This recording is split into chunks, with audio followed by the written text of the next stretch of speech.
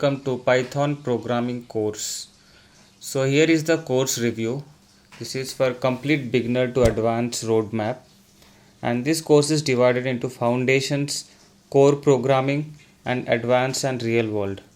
So in foundations we are going to learn introduction to Python and career scope, Python installation, IDEs and setup, variables, input, output and data types, operators and expressions, conditional statements, loops, control flow, strings and its methods, formatted printing and f strings, regular expressions, virtual environments and PIP, Git and GitHub basics.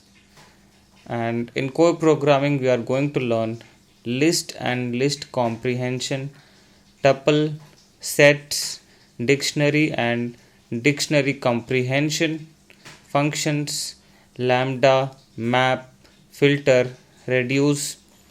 More about functions, we are going to see exception handling, file handling and JSON or CSV, modules, packages and imports, OOPS programming, OOPS advanced concepts, and in advanced and real world we are going to see multi-threading and multiprocessing, date and time, OS and sys module, data structure modules, math and statistics modules, database connectivity, NumPy module, working with APIs and requests, pandas and data visualization, Tkinter, GUI development, testing, debugging and projects.